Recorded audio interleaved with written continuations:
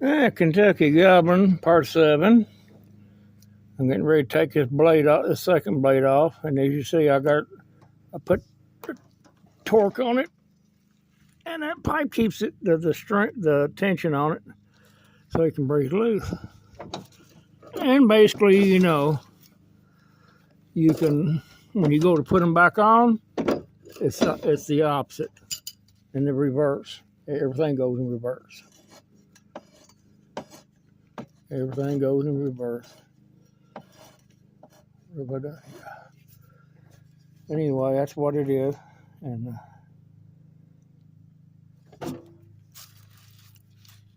hope you all can learn something from it. There, I shared a little bit of it out, and maybe help you out. Anyway, y'all have a good day.